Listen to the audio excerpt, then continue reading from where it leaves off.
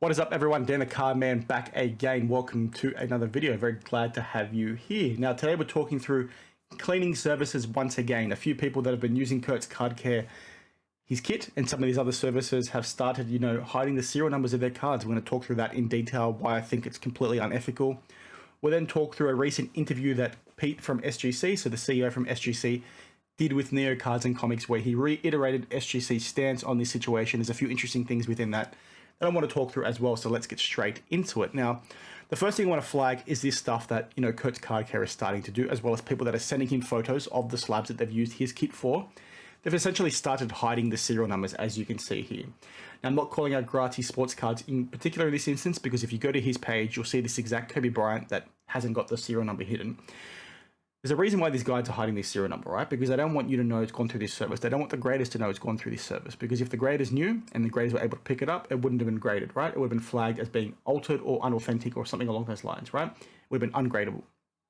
The other problem with not this guy in particular, because like I said, he's showing the serial number, but other people that are sending in these photos to Kurt to put on his page to say, yes, we love your service. We love your, not your service, sorry, your kit. We love your kit. Here's how I turned a 9 into a 10. There's a reason why they're hiding that information, right? They want to try and take advantage of you. They want to pull the wool over your eyes. Some of you might say, well, Daniel, maybe they're just doing that for Instagram, which I hope is the case. But, if they're hiding it and they're not disclosing it to you when they're selling the card, there's a reason why they're doing that, okay? And it's completely unethical in my opinion. They want to try and maximize the dollar figure that they can get from this PSA 10, not this one in particular. I'm saying others that are actually hiding it, not Gratis, because it's just Kurt's Card Care. I feel like I've said that 3 times now, but you get what I'm trying to say. They're trying to maximize that value. And they know the second they tell you it's gone through this service, okay, you're not going to pay the premium for a PSA 10 anymore, right? You're going to say, okay, well, I'll give you a bit less because it's gone through this service. And some of you might say, that's right, that's wrong, whatever you want to say, but in my opinion, that's wrong. There's a reason why they're hiding this information from you. Don't be afraid to call it out when you do see it. What Kurt doesn't understand, and what people that are hiding the serial numbers themselves before submitting to Kurt don't understand, is that AIH Sports flagged me. If you take a screenshot of this, right, on your phone, on your computer, and you invert the colors and you play around with the color settings, you can actually see the code behind, you can see the serial number behind this white mark they've put on there. These guys don't realize that. So you can't really hide it the way you're doing it right now. And I don't want to give them any ideas to hide it better. But the thing is, this kind of behavior is unacceptable. It's unethical. We need less of it. I'm very keen to get your thoughts on this down in the comments below, because so many of you, maybe not the ones of the regular watchers, but so many people jumped into my comments on those videos and basically said, you know what, I'm okay with this, why are you not okay with it? Well, the reason why I'm not okay with it, like I explained in those videos, is that the graders are not okay with it. If they could spot it, they would flag it. So there's a big problem that they can't spot it, and that's a story for another day. But there's a reason why they're not telling it to you. And I said, if you want to use this service, go right ahead and use it. It's your money, it's your cards, do what you want. Just make sure you're disclosing it when you then go to sell that card, if you do choose to sell that card. Some of these guys are not doing that, and that is completely unethical. It speaks for itself, and I'm very keen to get your thoughts on that down in the comments below. Also, let me know if you know anyone that's used this service and not disclosed it, right? Because that is very upsetting to me. I'd be very pissed off, as an example, if I bought a card, a high-end card that was a PSA 10, I paid a premium, and then I find it afterwards it's gone through a cleaning service. Some of you might say, well, it's still got a PSA 10. Why do you care? Well, the reason why I care is because we still don't know what tools or what things they've used on that card to get it repaired to be a PSA 10. We don't know what the wax is going to do long term. We don't know what other cleaning solutions are going to do to that card long term, right? Those are the things you need to think about, and those are the things of why it's not okay. And the use of those things is the reason why they're not telling you they've used those things, and the reason why they're hiding those serial numbers.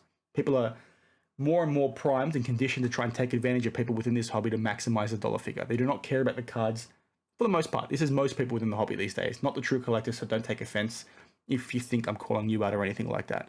So many people are there just to take advantage of the situation, take advantage of you, make as much money as possible, and they don't really give two shits.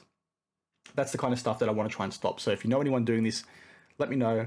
But yeah, like I said, let me know your thoughts on this down in the comments below.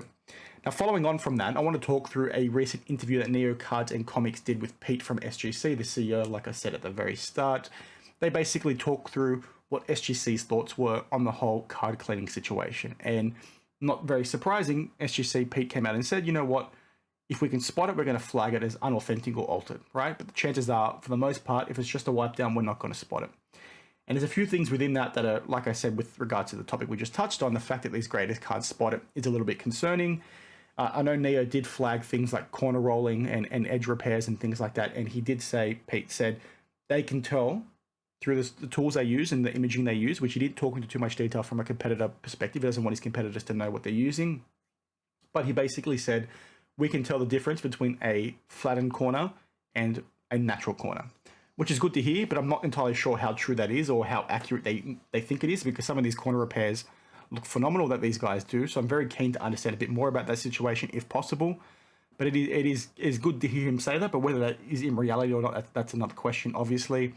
There's a few other comparisons that Neo made with regards to comic pressing once again, because obviously if you guys didn't know, comic books that have creases on the covers, the corners and the edges and the spine gets a little bit bent.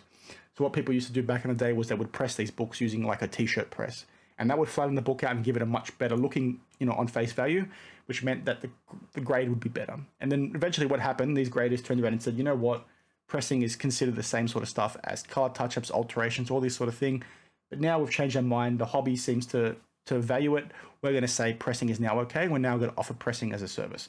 So maybe down the line, as Pete alludes to here, maybe you'll see cleaning or just wiping down become BAU, become okay. But, in my opinion, corner rolling, edge repairs, using wax to buff out scratches, using chemicals to remove dimples, all that sort of stuff is completely unacceptable, and I don't think will ever be conditioned to be okay. So I'm very keen to get your thoughts on this, down in the comments below as well. I will share this link down below, so if you want to watch the interview in detail, in particular this 13-minute timestamp thing that Neo pulled together, it's quite interesting to hear Pete talk about the whole process, but overall it goes to what we already know. Most of the time these graders are not going to spot squat with regards to touch-ups.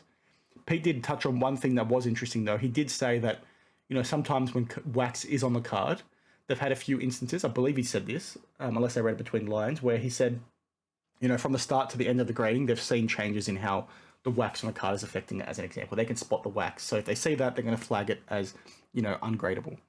So keen to get your thoughts on this, like I said, down in the comments below. Please keep an eye out for Friday night US time, Saturday morning Australian time. I am jumping on a live stream with AIH Sports. We're going to talk through a few things, hanky-panky, baseball card exchange, backyard breaks, all this sort of stuff, so stay tuned for that. It's my first true live stream, so, bear with me if I'm a bit nervous, but that should be pretty interesting. So like I said, share your thoughts on this down in the comments below. Like, card cleaning is a thing, it's like a hill I'm willing to die on, to be honest, because I find this behavior unacceptable in every way, shape, or form. I hate when people try and take advantage of others by, misleading, misguiding, all this sort of stuff. And when these people are now starting to hide serial numbers and not going to disclose that to you when they do sell the card. Now, some of these guys, like I said, might hide the serial number, but then disclose it to you. But if they don't disclose it, there's a reason why, and that sort of reason speaks for itself. It's completely unethical behavior. And those are the kinds of people we need gone, in my opinion, because they're essentially scammers. It's completely unacceptable, unethical. Give me your thoughts on that down in the comments below. I feel like I've said that like 4 or 5 times now.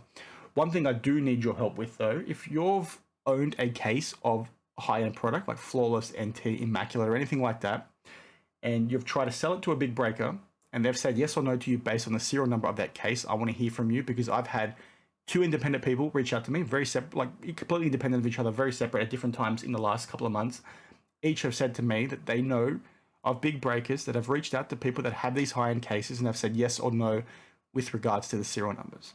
Now, I don't quite know how this works in the detail, so I can't comment on that just yet. I'm doing a bit of research, but if there is some truth to this, we have a big problem on our hands, and I really want to do the research to talk through that with you is essentially what I'm trying to say. So if you do know someone that's gone through that, or you've gone through that yourself with a breaker saying yes or no based on the serial, please let me know, because I'm going to have a chat with you, because I'm doing some research and there's a video coming, so keep an eye out for that. As always, it's really hot here in Sydney today, so if I'm like struggling to talk, that's why. It's very, very humid. Thanks for watching. I appreciate all your support. Like I said, leave me a like and a follow if you did enjoy the video. Leave a comment down below on anything we've discussed today or anything else that you would like me to discuss. My email is in the description down below as well, so reach out if there's any hanky-panky or anything you want me to flag.